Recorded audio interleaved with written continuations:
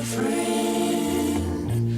friend has got a lot to share. Well, welcome to another edition of Radio Friends. Again, the 19th of July, right in the middle of the summer. Absolutely beautiful. We got some great people already signing in with us, so we thought we would get the show started. We don't know who's going to leave and who's going to come by and everything. It's totally a disarray. You know, none of this makes any sense. And that's because I'm the one that's supposed to be doing all this stuff. So we are screwed from the get-go. Anyways, let's go around the room and say good morning to who's with us so far. I've got John Landry here. Hi, John. Morning. Good to see you. Dave Overson, how are you doing? Good. Beautiful. Here at my lovely campground in Griswold, Connecticut. That's my little camper behind me. Nice. And Bob Craig is down there. Hi, Bob. How are you? Bonjour. Fine. Bonjour. Let's see. We got Tracy Carmen. The Jingle Man himself is here, the archivist. It's amazing that we can even see walls in his home. But you think you're funny? I'm sitting in chairs here behind me, stacked to the back of the chair are boxes I brought back from TM that I had shipped back. So you think you're funny, but you're actually accurate. And good morning. Well, the stuff that I have is primarily stacked behind me, and it's because Angela's mom passed away, and we've inherited her whole house, and it's in our house. And then we've got Pete Salant there. Good morning, Pete. Good morning, Steve and everybody from lovely Norfolk, Virginia. I think it's great where Pete said that he went from being doing psychology on millions of people to just doing one-on-one as a personal psychologist now. A licensed clinical social worker, right? There you go. All right, Ed Bruder's here, he's been one of Pete's patients. No, I'm sorry. Ed, how are you, Ed?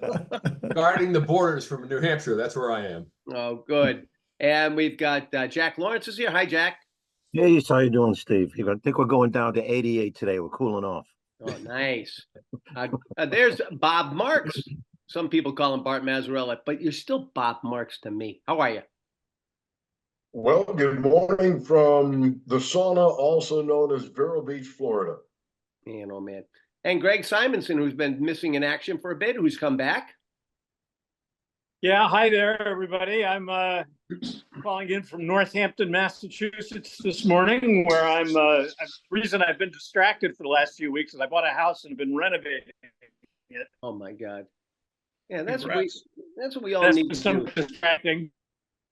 After we retire, we should buy another house. That's good. I did that. Different state, though. Yeah, talk to me first. I might be able to talk you out of it. Oh, no, he did it already. I already did it. Living in Florida. And first time on the show is Norm Thibault. Hi, good morning to you, Norm. How are you? Where are you coming to us from? I am coming to you from north of Boston. We just moved from Newton to Waltham, Massachusetts. And I'm a longtime friend of Pete. Pete and I met in '73, and then I worked with Eddie at GIR and met Tracy at ODS, right? Yeah, and of course I worked with Pete. I worked with Pete at 1220 AM stereo, Winter Radio, Greater New Haven, WNNR, Winter Radio. Oh, don't forget WKBR. Da da da. Da, da, da, da. Right. WKBR, da, da, da. Manchester. Norm has had some major Boston call letters in his resume. Not urban Boston as well, but maybe you could just run down a couple of the places you've worked for us. Well, WODS, Oldies 103, great station. Should have never took it off the air. And I used to do a lot of production from Mix as well, BMX, which was across the hall. Actually, they gave up those call letters, I think. Anyway, and I also worked at, I just left BUR, NPR station in Boston, at Boston University. So I just wrapped up today, actually. Why did you leave? It was not a heavy lift. They had a voluntary buyout. They had a $4 million shortfall. And I really like the job, but the nature of it has changed lately. They have the automation is playing out most of the announcements. So you never got to read a cluster anymore. You only read like 1 10-second thing, that one in the system. Then you did an and version, and the automation would play it out. You never touched it again, so you never got a chance to warm up to the script or make it better, none of that stuff. And it's just, money shortfalls, it hurts. So we saw it in commercial radio. It was like a ghost town when I used to go into CBS radio and there'd be one person on the air and nobody else, Yeah, I know. I was talking to Pete. I was talking to Paul Murnane down there, and it's pretty much the same thing. Bob, you're still in Philadelphia, right? Correct. Yes, as of this morning. Yes. Now, how far were you? How far were you from the shooting last Saturday? Is that what was that Bethel Park? Oh, that's on the other side. That's right near Pittsburgh. That's Yeah, that's west closer to where PA. Harrington is, isn't it? Yeah, check with Closer to Harrington. on that. Yeah. Yeah, Well, you know, it's Lee Gordon just signed on. Hi, Lee. How are you? Lee. Lee's down in Good. Florida. I'm good. Norm. Hey, hi Dana Lee. Hey, been a long time, Norm. Yeah. Norm and I worked together at WFEA, first in Manchester. A lot of Manchester alumni here, huh? That's Well, right. it was the training ground for so many people. Chuck Martin worked at KBR. Yeah. Dick McDonough was at KBR. Dick, McDonough. yeah. Mhm. I remember when I remember finding Dick McDonough. My dad used to do these listening trips, and God bless him. He always said, "We can stay anywhere, but it's got to have a swimming pool for Steve." And we would go all throughout New England, and he loved to go looking for talent, and that was one of his favorite things to do because so many guys with so much talent don't have the talent to know how to get out of East Jabru. So he would, that's when he really loved to find people. I guess according to McDonough, coincidentally, he'd been trying to get into DRC, so sending air checks and stuff. But remember where he was, Manchester alum that a lot of you guys worked with, Lee Roberts, who worked at both KBR and FEA. Well, he had more. Did he pass away, Ed? No, he's still alive. He's down in Maryland. He's got Parkinson's, and apparently his daughter was going to get the word to him that we all love him, and we can't really communicate with him. So yeah, Bobby Cohen. Yeah, he was. He on WFEA. He was Robert W. Churchill or Hammond Egger. Hammond Egger, the morning show. Yeah. Didn't you call Craig Campese that too? Yeah, but one of our sales guys. Oh yeah, but that's different. Hammond Egger was the actual name that he used, I think, to do news. Yeah. It wasn't the morning show? Oh, that sounds like a morning show. Okay. That's when he was R.W. Churchill doing the morning show. Wow. Well, it's we've had a lot of stuff going on since the last program, but before we went into the show, and sometimes it's a little tough for guys to do this without sounding braggadocious, but Pete was giving us a little bit of a background on Norm. So maybe you can bring us up to speed on that, Pete, because I think some of our viewers might want to hear that. Background on Norm? Yeah. You were saying that he was he was just the voice of something. Go ahead. Oh yeah. Well, I would, we'd be traveling around the country. We'd be Outer Banks of North Carolina, or in Boston, or in Salt Lake City, or wherever, and he was the voice of the what did you call those? The funding announcements, underwriting. We're funded by you, our listener. Right. On every NPR station in the country that took these two shows, the two of the best shows from WBUR. And so all of a sudden we'd be walking down the street and hear it out of the speakers, in the front of the store. And oh my God, there's Norm. And my wife got to the point where she'd say, "Hey, Pete, there's Norm." So yeah, a friend of mine when I used to work with a TIC, his name's Adam Gronsky, and he's Parker, you can't quit. You were my first hire.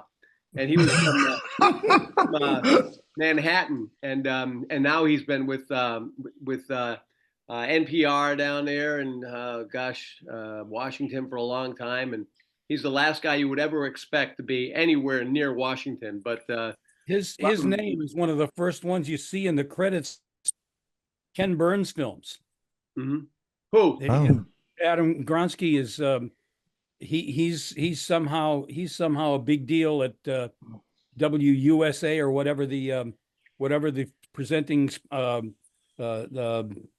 sponsor presenting station is for for the Ken Burns films, and I always notice his name in the credits. Well, Adam, Anyway, I'm glad. I'm sorry Clark Smith isn't here, but Clark owns. Well, there have been 17 owners of the station, but Clark owns the station that I owned in Hamden, the 1220 AM station that was a daytimer until a month after I bought it. But I got to convince Norm to come to work for me and do middays. And gosh, between the talent we had there and the sales talent, we actually were able to.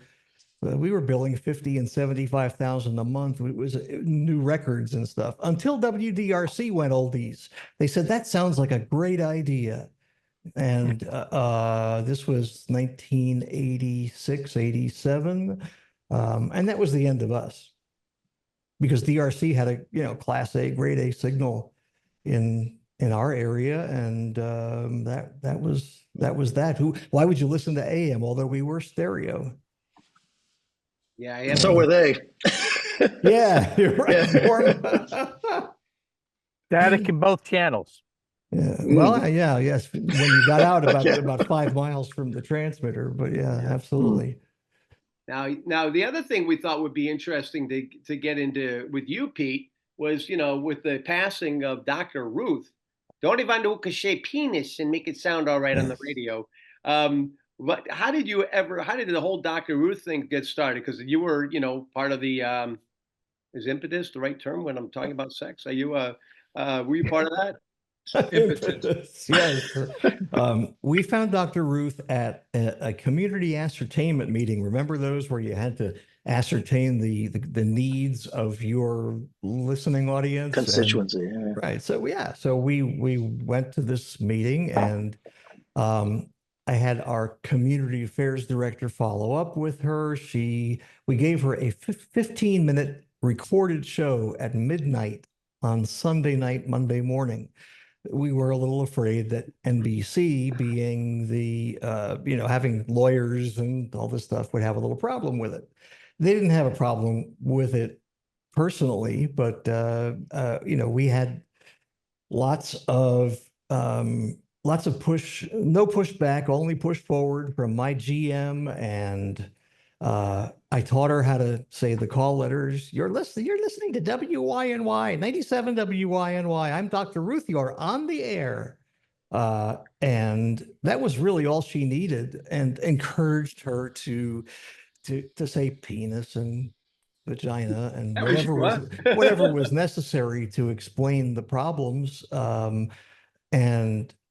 We started getting hundreds and hundreds and hundreds of phone calls every Sunday night.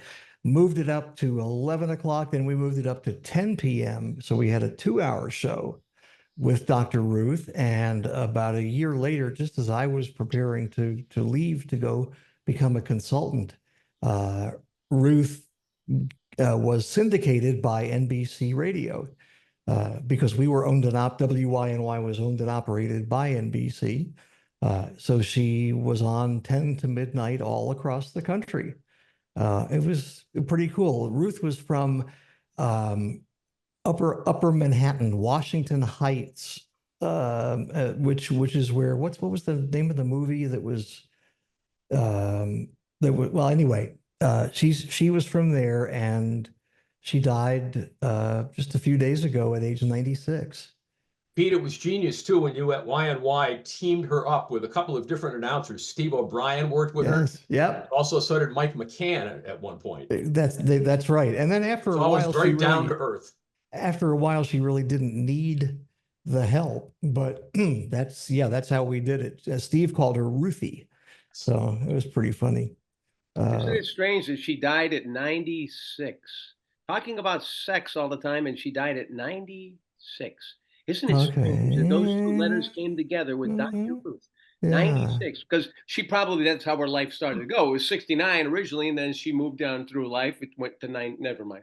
Anyway, that's right. Peter's talking into his RE20 penis over there. That's it. Hello.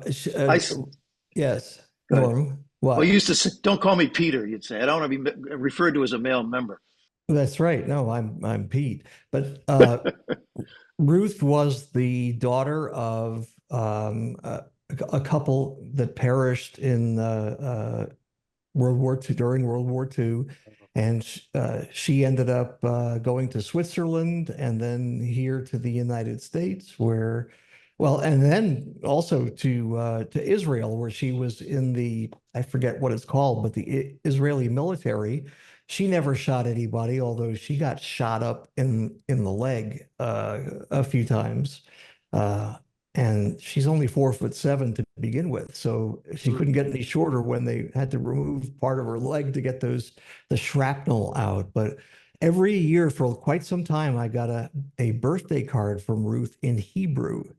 I had to get somebody to translate it for me. I knew how to read it, but I didn't know what it meant. So, but that was awfully nice of her. And my former boss, Frank Osborne, who was the GM at WYNY, went to visit her all the time and just saw her a few months ago. When did she stop, Peter? How long was she? She was on till 1988 when NBC sold all their radio division, when WNBC was sold and WYNY were sold, and all the other stations. You know, that brings back a memory that ties in with KISS FM. For some reason, I had Dr. Ruth in my car after some sort of an appearance. I think I took her to the airport or something. I don't remember exactly what the circumstance was. Steve, do you? No, I don't remember that. I don't know why we would have her in town. I'm not sure.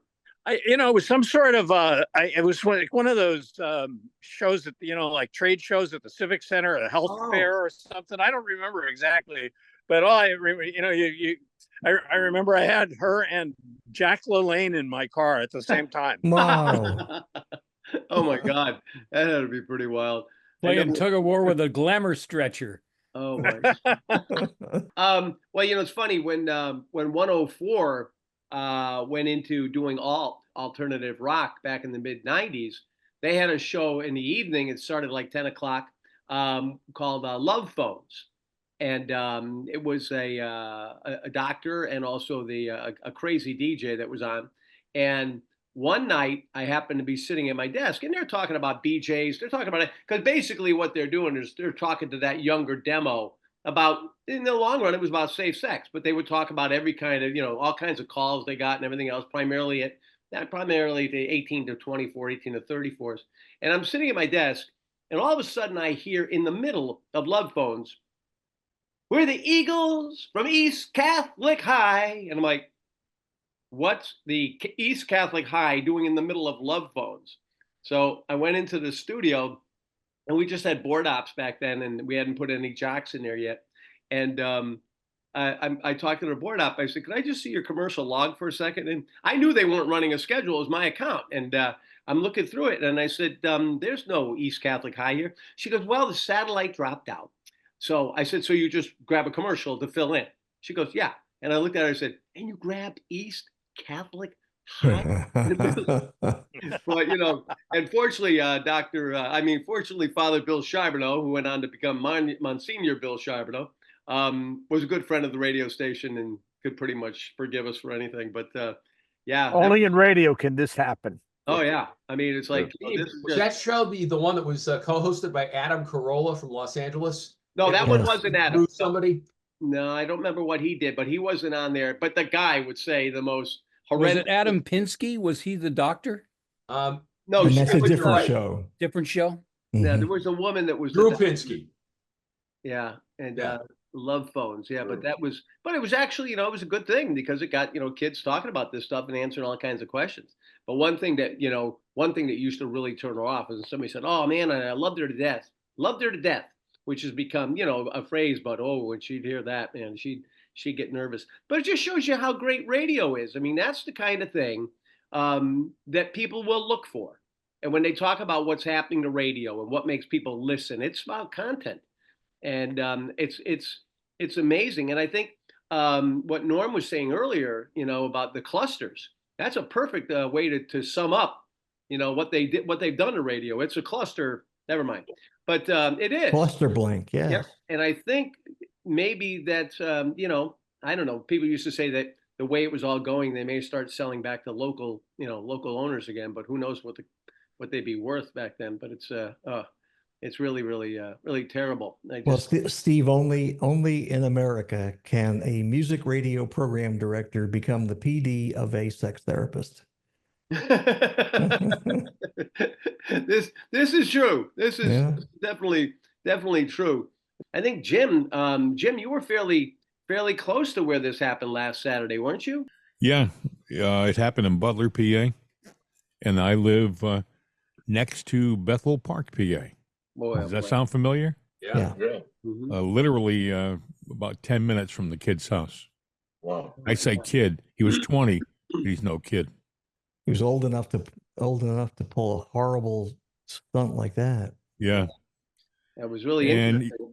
I don't know whether you guys are following this thing, how closely you are, but every day there's something new coming down, and you got to be very careful what you believe because they can manipulate anything nowadays. Brutal. But but the stuff I heard from Representative Waltz of Florida, he said this on television last night when he was being interviewed.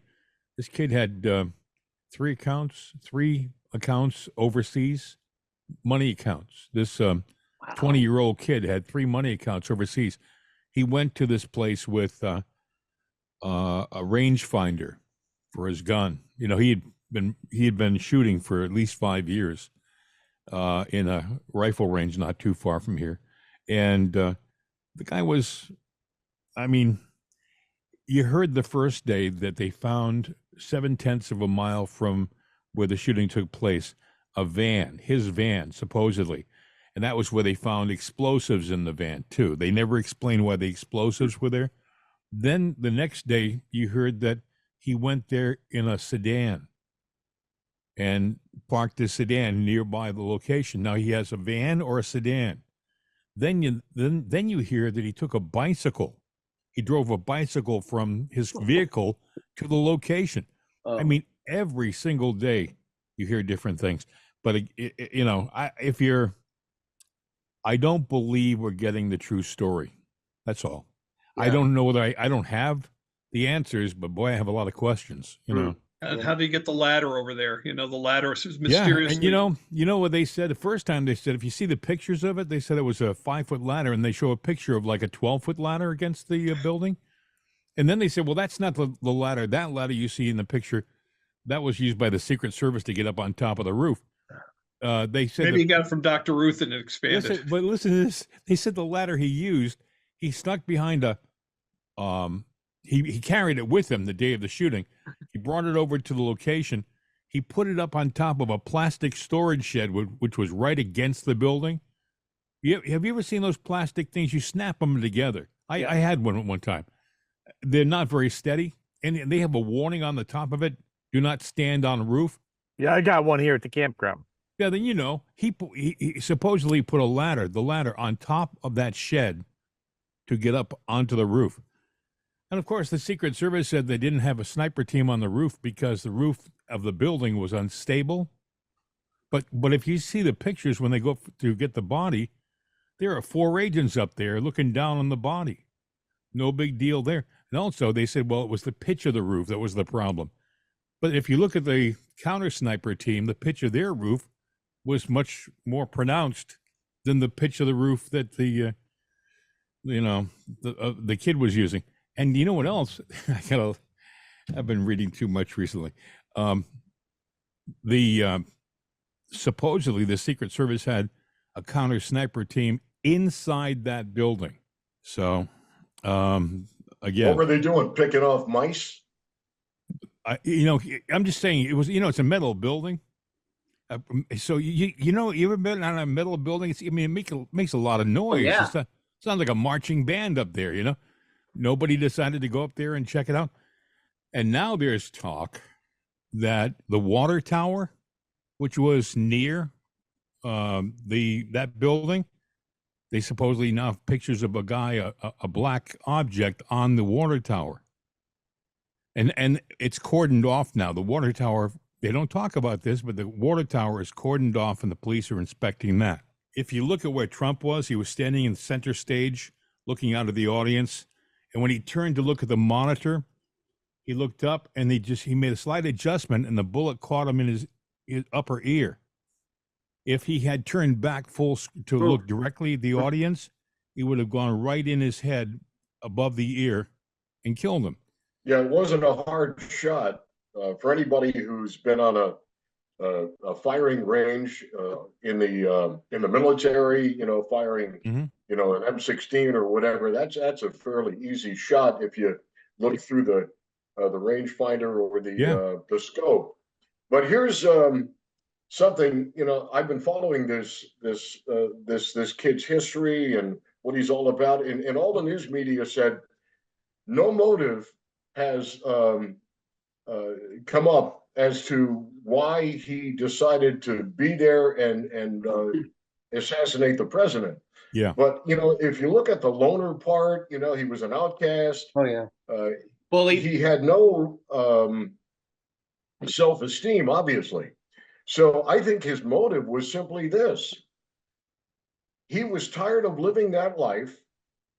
He wanted to die, or he thought that it's a possibility he could die, but he would die as a famous assassin of the most hated man in America.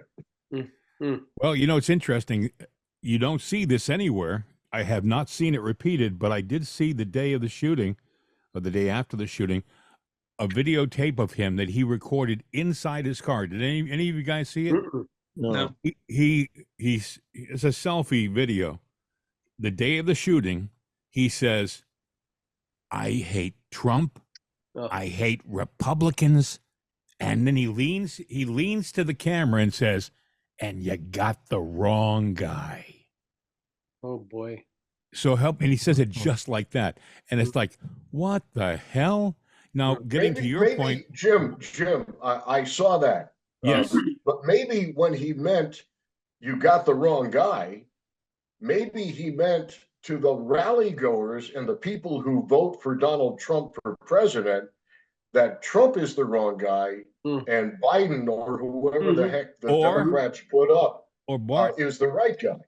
Or Bart, maybe, to your point initially, maybe he knew he was going to die that day. And he knew he wasn't the only one involved with this whole situation. Like the flashbacks of Kennedy. And what he was saying was, I hate this. And he leans in, and you got the wrong guy. Yep. And it's like, meaning you got me, but you didn't get the real killers. Well, it's like they said with Oswald. He said, "I'm a patsy."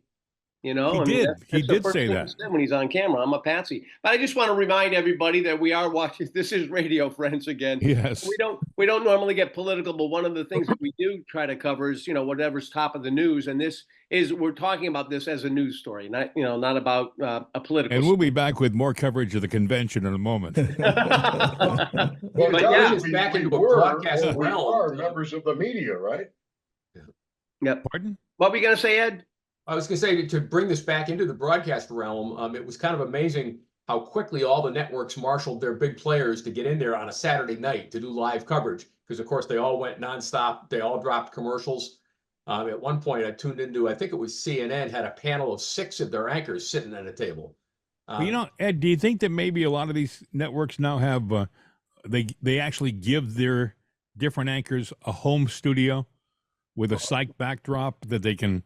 That's a good question, Jim. I don't know. I didn't notice any of that, but it looked like all the networks were rushing to get their big guns in on the action to do the live coverage. And of course, I don't know if radio does that anymore, because there aren't really radio networks the way there used to be when NBC was the big player and CBS had its affiliates doing all sorts of coverage. Get a lot of pizza. Just bring a lot of pizza into the station, and then everybody will come and sit around the table and bring it, and they will come. Yes, if there's food, there's food. Jack Lawrence, did you want to say something? No, what I heard something last night on the news that was saying that MSNBC, as far as convention coverage was concerned, they weren't really there. They had a green screen in the back. Yes, and they made it look like they were actually there. Yep, that's exactly right. Is that true? Or yes, they were in New York, and they had it wasn't a green screen. You know what it was? They had like a 72-inch monitor, TV set, HD TV, monitor, and they just stuck it behind them. I guess they put several of them behind them. It looked like the backdrop was the auditorium. You know, I can always tell whether or not it's like a screen in the background is when you see people walking by and they You see don't an even outline. acknowledge, or they almost Oh yeah. very close to somebody and they're not even affected by it. So you say, wait a minute, they couldn't be there when they're doing that. Well, of course, the camera technology is so much smaller and compact today. Back in the old days of, when Walter Cronkite was anchoring conventions, the cameras were huge behemoths. You needed 3 guys to move them. And today cameras can be very unobtrusive, and it's very possible that people at the convention are so used to being around media or they just didn't notice the cameras that were there. The technology of today is amazing. It What is. they can do When it works. When it works. when it works. Yes. But I will say that it also reminds you about the power of radio, and it's unfortunate. I mean, I was listening to on Sirius. I was listening to some of the news, and it is interesting when you have a tendency to concentrate more on the words that are being said, whether or not you agree with them or anything else, because you're not looking at the pictures. And I think that's where radio can really shine. You're paying more attention to what the actual words are being said versus Steve, it reminds me of the JFK Nixon debate. Exactly. Yes. Exactly. People listening on radio thought Nixon had won. People who watched thought it was Kennedy. That's true. And I've said that all the time, and I know that if you are a politician and you're going to run against anyone who's a really a strong politician that has the personality, that has the twinkle in the eye, that has that. I mean, in this area we have John Larson. People love John Larson. He thinks he is Kennedy. He wears a Kennedy lapel pin. People love for that, especially with the older demographics going in. However, don't go on television because the first impression is so important. Don't try to go up against a guy that's practically Hollywood. Use radio, because with radio, we did a radio campaign down at CRN for a local New Haven Elliker that was running for mayor down there. And he really targeted with Pandora. He targeted demos, he targeted territories, zip codes, and all that. But what he liked about it was people were listening to his message all the time. And I think that's and clearly Nixon took it on radio. But God, how can you not vote for John F. Kennedy? Perfect. Can you imagine in today's world with television and technology, if that debate had been in color today, you would be able to see really deep growth in the beard of Nixon, and it would like really stand out. I mean, today you can see everything close up, and it's kind of like working with a Neumann microphone, where it's so sensitive you can actually hear your. Well, it's HD. You're working with HD, high definition. You're going to see every little hair on the person. Well, they say Nixon had the flu supposedly during that debate, and that's why he was profusely. Exactly. And it was all over his face. Yep. Yeah. And the thing I noticed the other night was that the internet seemed to be kind of slow to have updates. I happened to be watching ABC at the World News Tonight at 6:30, and they led with coverage of the rally, and they were doing it live when the shooting occurred. And from that point on, I realized, well, this is going to be a major story. So I was going back and forth to Google News frequently, which was really slow to update. It would take 45 minutes to an hour after a development you saw on TV to start making it into print articles that were being referred to on Google. And again, maybe it was because it was a Saturday night and nobody was being staffed, but I thought it was very slow. What they're also doing is they're scrubbing some of the news, some of the pictures. Yep. Some of the pictures that were available over the weekend and earlier in the week, they're removing them. I don't know why. Maybe they don't want you to see them or go back and investigate, but they're gone. What else there was something else. When you get older, things go in one ear and go out the other. And the whole thing is, even with, I wait for Pete Salant. He's my gauge here. If he says change the subject, I watch. Oh, we're fine. This is not a political thing. But I do notice that no matter how you feel and where you're, which network you lean towards, it seemed to me that all the networks, when they're covering the convention, they go looking for the bizarre. They want to come in on the people that you would, that are entertaining. They're not going to come in on somebody, they want they want the guy or the woman that looks like a clown, or they're jumping up and down and singing. And it's almost like they bring those out. And again, I don't know. I think it just comes down to television and what's going to pull people's attention. I remember it's like characters from Let's Make a Deal. And I remember something I wanted. I just realized what I thought I'd forgotten.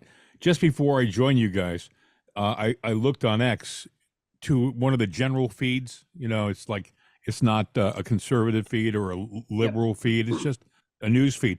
And someone took a picture of Trump, a medium close-up shot at the moment he gets shot, and right behind him is a woman who doesn't react like everyone else in the crowd is reacting. Instead, she maintains her composure and continues to take either video or pictures. I'm not sure, but they identified her supposedly as the assistant director to the FBI. And now they're saying, what the heck was she doing seated behind Trump at that? And I even checked it. I thought, well, maybe that's a doctored picture. Maybe they inserted a picture. So I went to the New York Post or New York Daily News, and they have a backlog of pictures. And yes, she was seated there. So she was there with her friend, Mrs. Clarence Thomas, probably. That's exactly exactly. I just thought it was interesting, but she didn't flinch. That's the thing that made people wonder what's going on, because everyone else at the moment of the shooting was ducking, and she was just. Can you imagine what the coverage would have been like for JFK if cell phone cameras? Oh my God! Yeah. I mean, the technology is just so different that there were a million shots of everything going on. There would have been 50 Zapruder tapes. Yeah. And listen, speaking of that era of Nixon and JFK, I just want to make mention, I'm sure you all know, the passing of Bob Newhart, who has nothing to do with politics, but boy, what an impact. Bob Newhart. The button-down man I think ever. Who actually was a radio station owner in Chicago at one point.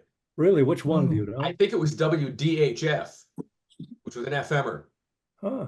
No, did not know that. He was the licensee for it. But there was a tremendous amount of comedy albums at that time in the late 50s, early 60s. That what was it? Was the Unbuttoned Mind, Button Down Mind? Button Down Mind. Yeah, that was his first album. And reached then the top of the charts. Yes, that's right. It was just a brilliant concept of comedy at that time, and the way he worked just that telephone, as if it was kind of like a throwback to the old days of two-way talk, when Jerry Williams in Boston was doing talk as the first talk show host in Boston.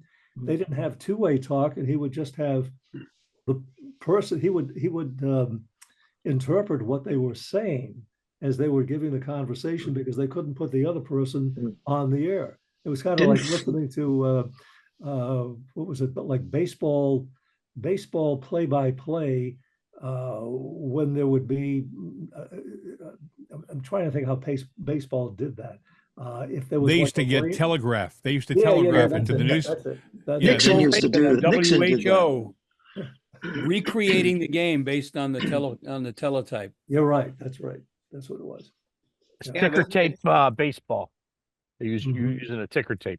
Isn't that Dave? Isn't that the thing they set up at Robinson's house? Yeah.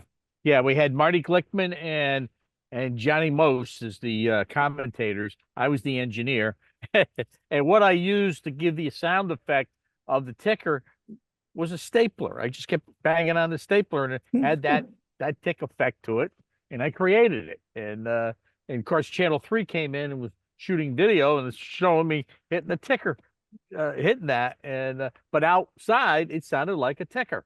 What did they say, Dave? Necessity is the mother of invention. Exactly. That's what it was. And that was and as far as I go personally, I'm sitting with two legends. I knew Marty Glickman, but Johnny Most I didn't know. But Johnny Most, when I saw him sitting there smoking a cigarette, I said, "Now there's a hardened broadcaster if I ever saw one." Hey, Johnny, how you doing, guy? Hello, Check stole the ball. Yeah, and it was. I go, wow. I says, this would have been a nice shot for a cell phone selfie or stuff and shooting. My wife was there. She didn't bring a camera, and so Johnny Most, I remember him describing Larry Bird, dribbling towards the the hoop. He fiddles and diddles, pops and stops and pops. Yes. Yeah. Had so a I chance think- to watch him in action in Hartford in the days of the Hartford Civic Center when the Celtics played some of their home games there. Yeah. We And saw I him sat in a in the bar booth in downtown with Boston, Glickman. Johnny Most. I sat in the I didn't booth have to buy one with, drink. with Glickman many times also when he did UConn football and basketball. Yeah, What were you two saying? different guys, two different personalities. It was amazing. Yeah. And it was there at Robinson's house that I learned that Glickman got out of the Olympics to make way for Jesse Owens. And they swapped spots because he. Well, you know being the story Jewish. behind that, and he told me this, that Hitler hated Jews and would not allow a Jew to compete Yeah. in his country. Yep. Yeah, so Jack, what were you saying about Johnny Most? Oh, I saw him in a bar one night in downtown Boston, and that guy didn't have to buy one drink. Everybody just kept buying him drinks all night long, and he was there for a while. And like I said, he never had to pay for one. So, and everybody loved him. Everybody likes running up telling him, "Oh, we turn off the sound on the TV so we can listen to you." You know, in the analog days, it was all matched up. But you know, he was a legend. Everybody loved him here. You know, that was the era of Homer, meaning announcers. They had you know, Johnny Most in Boston. They had I'm trying to think who they had in New York. I know well, even Phil Rizzuto and stuff like that. But then they had in Pittsburgh, they had a guy named Bob Prince. Bob Prince, yep. He bled Pirates colors, you know. I mean, he was such a hometown announcer. I mean, if the other team got a run, I thought he was going to cry, you know. And that's the difference. Nowadays, you can hear these announcers, and they're so neutral. Even the hometown announcers sound like they could be doing it on the network. You know, they're. You know who was quite neutral? I remember growing up as a kid, following the Boston Red Sox religiously. It was Kurt Gowdy. Kurt Gowdy was not, You know, that's true, and that's probably why he got picked up by the network. Probably, yeah, because he could appeal anywhere. You know, East Coast, West Coast, Upper Midwest, whatever. Ned Martin was another brilliant sportscaster. He just really did a wonderful job in play-by-play. He was a little bit more on the intellectual side, but he. What was the other guy? Ken Coleman. Ken Coleman, yeah. Ken Coleman, yeah. Yep. Well, that's the days too when they used to swap from TV to do 3 innings on TV, then go do 3 innings on radio. Then they just kind of rotate the guys back and forth from TV to radio. You didn't just have one guy for TV, one guy for radio. I think Kurt Gowdy was from Wyoming or someplace like that. I don't think he was from Boston. No, he was from Wyoming. He owned radio stations in New England. He owned the one I worked for, WBBX in Portsmouth, and WCGY. Yeah, and Rock Garden. CGY in Lowell. Yeah. And his son is a politician, correct? Trey Gowdy. Are they related? I believe that's his son. Yes. Yeah, that's his son. Well, a guy on Fox. I never heard that. Neither did I. Never heard that Trey Gowdy was his son. I rode the elevator with, I'm going to Kurt go to my Gowdy. internet machine. Yes, there you go. Yeah, His daughter, Cheryl Gowdy, was the manager at the Rock Garden and CCM, which were in Lawrence, Mass. And she ran that for a number of years. Yeah, you're right. I do remember that. Yes. I remember him pushing a Narragansett lager beer, Red Sox baseball, sponsored by Narragansett lager beer. And he was. All right, this just in, guys. The internet machine says that they were not related. Really? Oh. Yeah, I know. I like your story better, Bob. To be honest with you, it makes it much better. I think I'm going to go with yours. You know, I mean, who is I this? don't know. I had heard that as well, but and Pete, you've heard that, right? Yeah, that's what I heard. It says while Trey may have heard Kurt calling games, the men are not related. Although there was a false rumor circulating online that Kurt was Trey's father. So there you go. And now you know the rest of But the do you story. care? Page 2. I need to go, but it's been great. Good to see you. Thank you, Norm. guys. Hopefully See you you come back, soon. Norm. Yeah. You know, it's interesting, Bob, for you guys in the Boston area, do you remember Jerry Williams? Oh, Of yeah. course, I mentioned his name earlier. I remember, you know, he used to come on right after Ronnie Ginsburg. Yeah, we're trying And to get Taylor Morgan, his daughter, who's on Legends Radio with Robinson down in Florida. We're trying to get her. Actually, we a few weeks ago, I got a note from Jimmy Robinson that they wanted to do a show with us, with Dick and with Taylor. So I don't know how Dick's health is, but maybe we can at least try to get Taylor on to talk a bit about growing up with her dad. Oh, it'd be sensational. You know, the book, have you, any of you aware of the book of Jerry Williams? No. It's called Burning Up the Airwaves, I think it was called. Anyhow, it's a great read, especially, you know, if you were in Boston at that time, or even Hartford, where he was very briefly at TIC, Right. and then back to WBZ. But the MEX days were fascinating because, like I said, he was the first one to do talk radio in Boston, but it was only for 2 or 3 hours at night. And it was from 10 till 1, I think 10 till midnight, 1, somewhere there. And it was on a music station to boot. Yeah, on WMEX, you know, which was, it had no signal, obviously, at that time of night. It was one of those stations that, you know, 50, well, at that point, it was 5,000. 5,000, yeah. You know, Bob, when I was at MEX for that short period of time, that's exactly what they did even in 73. They had Roy Fox doing a talk show at nighttime. It was like a rock and roll station all day long with jingles and stuff. And then it, you know, for whatever reason, they segued into a talk show at night. Well, Did you work with Roy Fox at KDKA later, Jim? Yeah, I did. Yeah, he couldn't get away from me. I kept following him. But the story of that politician that came up, you know, WMAX at that time was broadcasting right behind Fenway Park. And of course, the doors were open always to radio stations. You could walk in, and they got into a fist fight, he and this politician. It's in the book, and there is audio of it too. I have the audio of it, Bob. Yeah, it's something like that. You say, gee, if that ever happened today, you know, it just probably couldn't with doors locked. You just can't walk in unless you break in, you know, to any given building.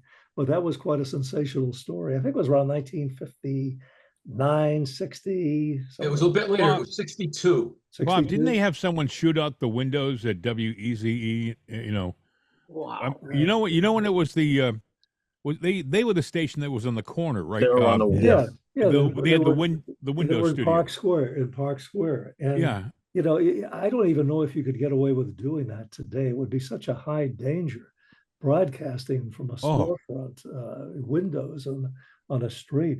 But I used to hang out with a DJ there around 1960, 61, and the characters that would walk on by on a Sunday morning, I mean, it would scare the hell out of you. There was a story about one guy, I guess it was a two-way window or something like that. One guy went up and relieved himself. That was front of. That one of my instructors told me that he was doing the overnight show, but normally the overnight was done from the back studio. But he said he wanted to do it from the front. It was a Friday night. Yeah. Some kid was a college party, and there was like 10 degrees, maybe even less than that.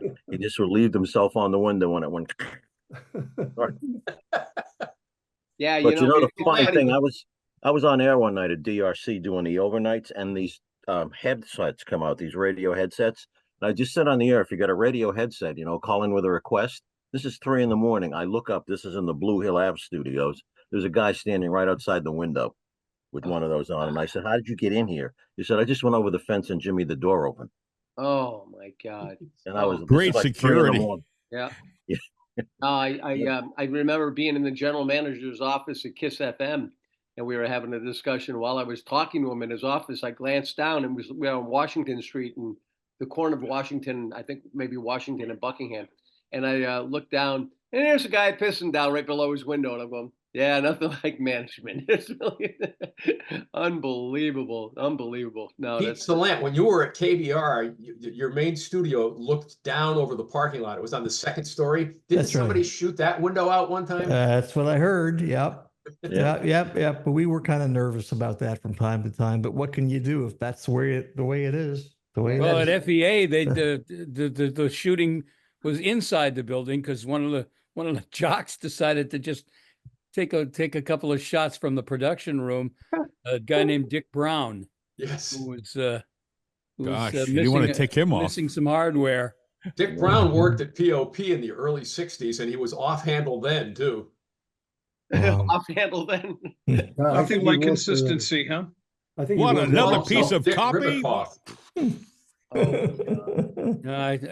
There were other stories of some of the unhinged stuff that he did other than shooting a weapon inside the building.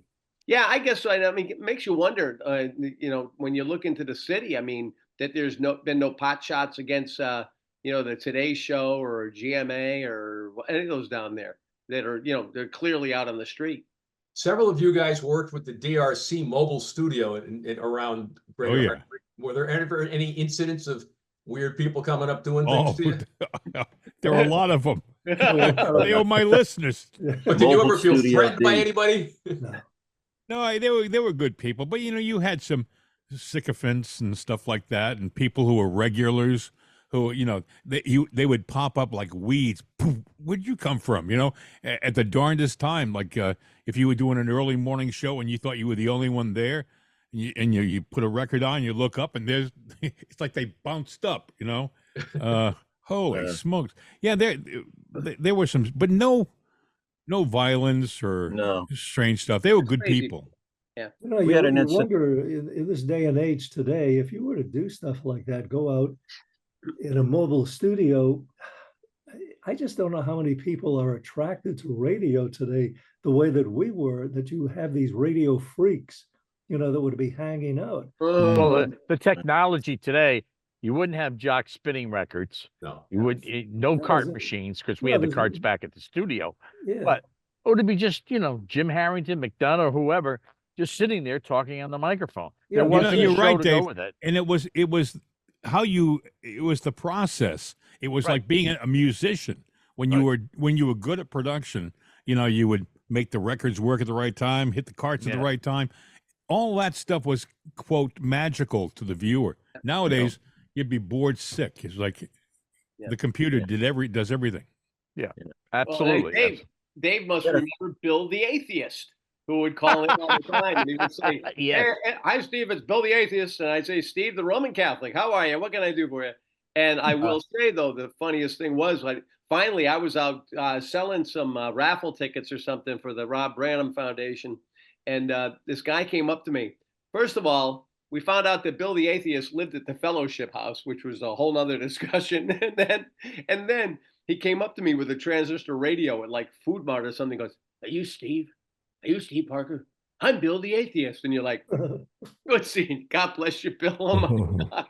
But yeah, you meet you guys, you had incredible groupies, of course, at the radio station back then. Who's the one that said, Ron Pell said that Brad Davis used to go over to the Hotel Sonesta by the Rib Room, and he would hide out at Bill Ricco's office, who ran the Hotel Sonesta, because he'd invite these listeners down to have lunch with him or whatever.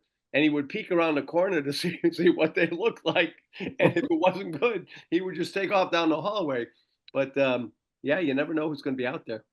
No, we had a thing in Mobile Studio D once where this kid kept tapping. It was about a 12-year-old kid kept tapping on the glass, and we're like, hey, stop. And Corson happened to be there at the same time. So he kept doing it. Corson charges out of the studio and chased this kid about halfway down the parking lot. And I'm like, I hope to God he doesn't catch him, because that kid's going to But he offered him an airplane ride, so. Yeah. Hey. I didn't know Corson could run that fast. I mean, he just charged right across that parking lot. He run a lot. Yeah, he's a runner. But I remember the time we were doing I think in Avon, doing a remote, and every time the mic went on, you would hear squealing, and the jocks would hear it in their headsets, because we used a car radio for their monitoring system. And so I'm walking around, and I said, somebody's jamming us. Somebody's got to be jamming. And I walk around, I see these 3 guys in a car, and they're all huddled over like they're doing something. And I go, so what's going on, guys? And this and that. I go, well, how come every time the microphone goes on, the guy, he can't hear? And I says, I think somebody's jamming us. And they go, oh, really? Yeah. I says, and we'll find them. Well, guess what? 3 years later, we found one of them. It was George Dombrowski. Remember? Right. Yeah. He used to work at DRC. Yeah. Yeah.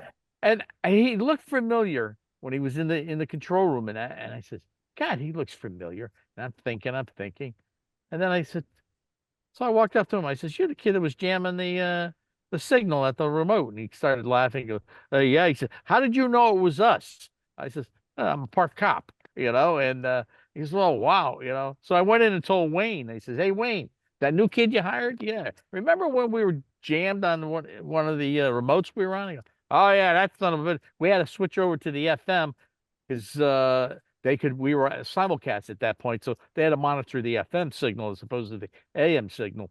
And he goes, "Yeah, why?" I says, "Because one of the kids that jammed the radio is sitting at our control board right now." He just like he just looked and goes, "You know, you're shitting me?" I go, "Nope." And he got up and walked in, and I don't know what happened after that, but I thought that was funny. You know, here we got this kid jamming, and 3 years later, he's working at DRC. So, You know, we were talking over at TIC quite a bit because with 100th anniversary coming up in 2025, and one of the guys I'm going to be interviewing tomorrow morning has been with us here on Radio Friends again, and that's Bill Hennessy. And it was interesting. We just talked shooting the breeze yesterday for a while, and he said, when we're talking about television and radio, because back then you worked in both, and he got hired in 1957 at TIC Radio because they were going to be going into television. And he said that's why they hired me. That's why they hired Bob Ellsworth and one other guy, because they were good, strong bankers, and they all had the look. And they were going to start by doing the 5 o'clock news. But fascinating when you hear the crossover between the two and the history, because I don't think other than them, I don't know, unless other markets, maybe you guys would know, where there was a station that had TV and radio. Oh, sure. Well, here in Springfield, you had HYN, AM, FM, TV, which were forced to split off in the 80s. In By the way, Providence, they had WPRO TV, which became WPRI TV. And in Boston, they had both HDH radio and television and BZ. Yep. Yeah, you had 4, 5, right. and 4, 5, and 7 in Boston all had TV and radio, and I think they also owned newspapers too, 1 or 2 of them. So They did. WHDH was owned by the Herald Traveler, which was the daytime paper, one of the daytime dailies in Boston. But I think there was mostly, I don't recall, the only sharing that I recall on BZ TV was Don Kent, the weather guy. He would do weather on radio. He would also do weather on TV. Some switching would go on at WNAC TV. I remember an announcer named Bill Hahn, Hahn. You would see him or hear him on NAC radio in the early evening, then see him doing the weather on the 11 o'clock news. So there was a lot of that kind of switching that went on. By the way, going back for a second, February 10th will mark the 100th years of WTIC radio next year. I found the original first day log in my files down in Florida. You should hear how people that are involved in that are just.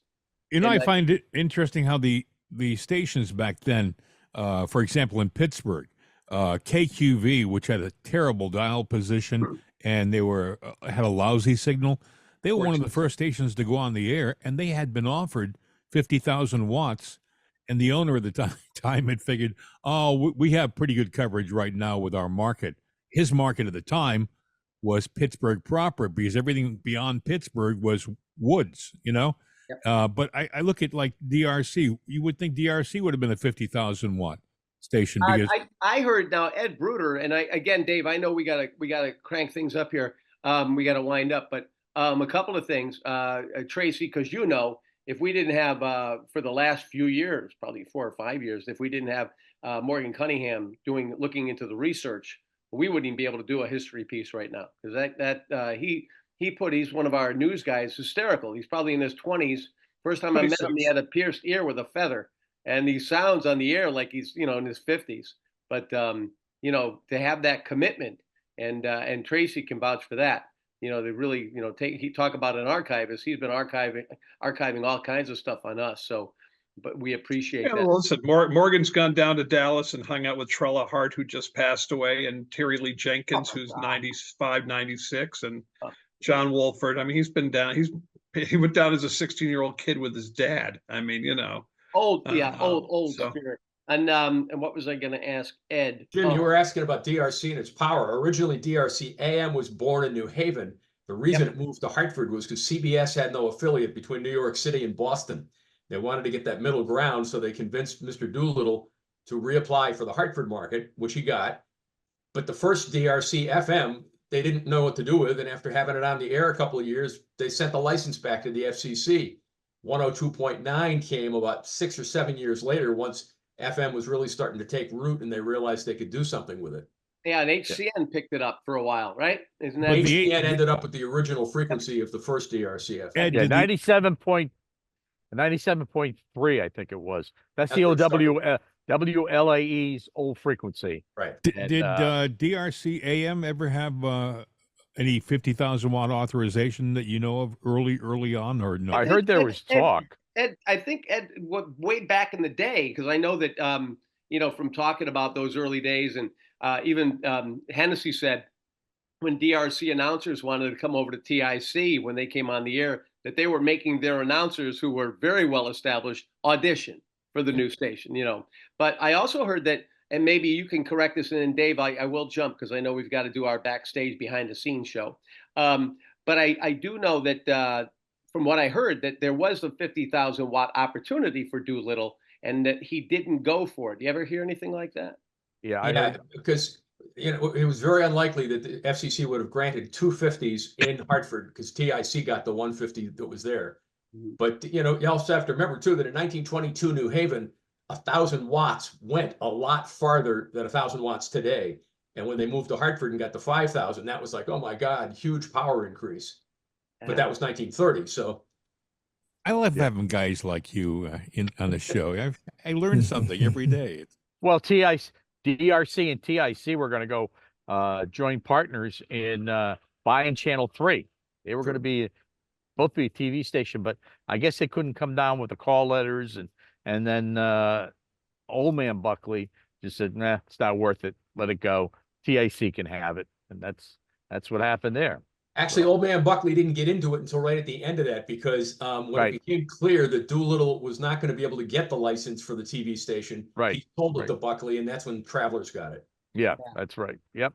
Well, So and I tell you, for that channel, and obviously the commission wasn't going to give 4 different TV frequencies to Hartford. Yeah. I've told this story before, but it's scary. It shows you how the generations go. I was doing a Zoom call with somebody it was an HR person from TIC, and no, I mean from the Travelers Insurance Company. That's where the problem happened. And we're talking about how HR people need to know how to interview people that may be autistic, because they could be the best person to add to your company, but they're fixating on your orange shirt for some reason. And if you don't know how to interview somebody that has a talent without, they get distracted. But the funny thing is, the guy says to me, we were trying to figure out, what does TIC stand for? The man, he's HR Travelers Insurance. He's sitting in front of a huge red umbrella, bigger than him. And I'm sitting there going, boy, is he going to feel weird on this one. I said, well, but it shows you. And I talked to somebody else the other day, and they didn't, somebody from Travelers, they didn't have any clue. So it's sad. But all right, Dave, I'll close this out. Any last minute words in the recording side? Because hopefully you guys can stay. That's where the fun. Yeah, doesn't DRC stand for Dick Robinson Corporation? Yes. That's what I was told. It stands for We Don't Really Care. Yeah, Dick was always waving that flag. All right, we are going to try to get Dick at some point in time, but we'll have to see where that goes. So right now, guys, hang if you can. We're going to end the broadcast, our podcast of what we've heard so far, reminding people to please support the Radio Foundation of America. I think I got that right. Yes. And they're always trying to help out the talent that has gone through some tough times financially, emotionally, physically. So please support them when you can. And I know, Pete, I know you're waving that flag, and everybody else, please tell everybody, email, do whatever you want, that the Connecticut Radio Reunion is coming up on August 18th. We're looking at probably 1 o'clock in the afternoon until whenever you want to go. I buy yours. No, I buy mine. You buy yours, or you buy whatever. You buy all of ours. It's just Thanks, Steve. no take it. structure. Just come on in and just hang out. So if you can, and if you need any help with accommodations, right now, I know that I think John Landry has agreed to let everybody stay at his house, but we can work that out. You stay at my house in East Hampton. Of course, I There don't you live there go. anymore. Or we'll stay at Dave's trailer. But yeah, so that's coming up on the 18th, and hopefully some guys come in from all over the place. And Pete, yeah, Pete's going to do that. And Pete and any of the guys associated with the rest of the state, please know that it is Connecticut, even though it started as the POP radio reunion and then merged with the DRC radio reunion. It is for all of Connecticut, and even if people have drifted off into radio from radio into TV, it is allowed. So with that being said, I'm going to jump off real quick here. You guys hang on. Radio Friends Again show for the 19th of July, and hopefully we'll all be back. The good Lord willing, we'll be back on the. I'm going to do it right. Is it the? I'm going to get 26th. 26th of July next Friday. All right. So for this edition, we'll catch you next time on Radio Friends Again. So thanks a lot, everybody. All right. Your friend has got a lot to share.